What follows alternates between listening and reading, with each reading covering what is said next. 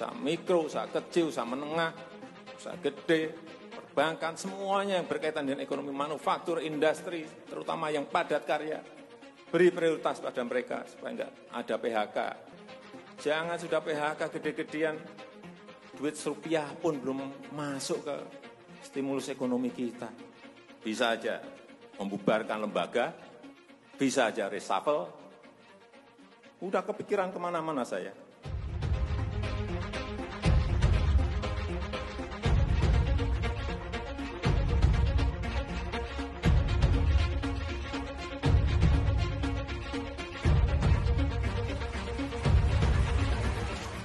Suasana dalam 3 bulan ke belakang ini dan ke depan, mestinya yang ada adalah suasana krisis. Kita juga mestinya juga semuanya yang ada di sini sebagai pimpinan, sebagai penanggung jawab, kita yang berada di sini ini bertanggung jawab kepada 260 juta penduduk Indonesia. Ini tolong digarisbawahi. Dan perasaan itu tolong sama, kita sama. Ada sense of crisis yang sama. Hati-hati.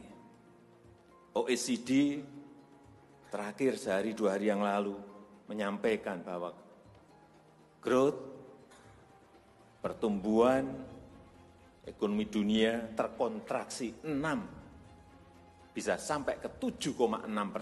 6 sampai 7,6% minusnya. Bank Dunia menyampaikan bisa minus 5%. Perasaan ini harus sama.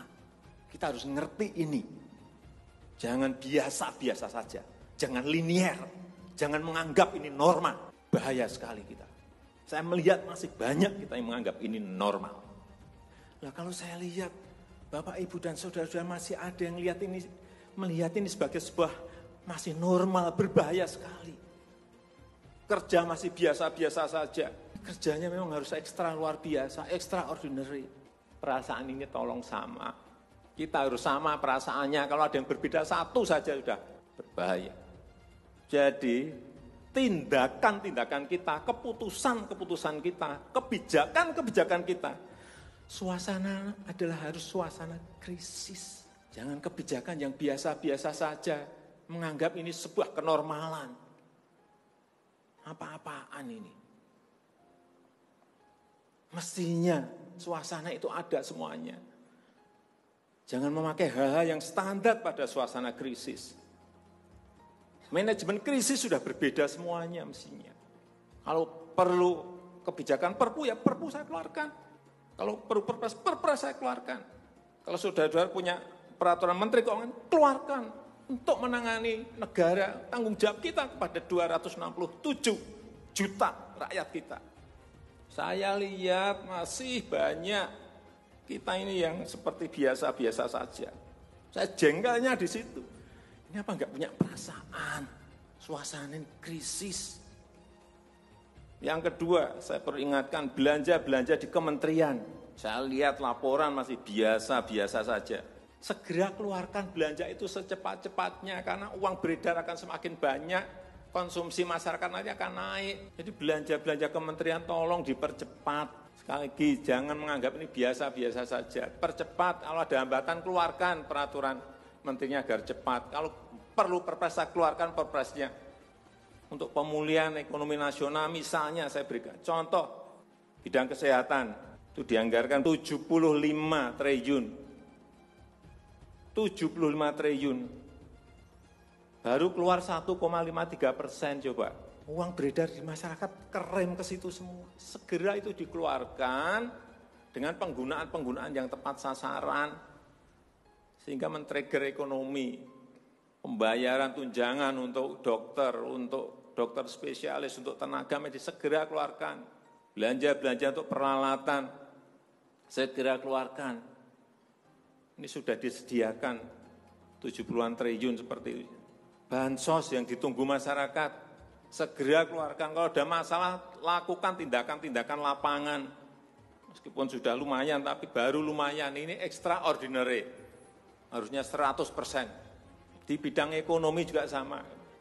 Segera stimulus ekonomi bisa masuk ke usaha kecil, usaha mikro.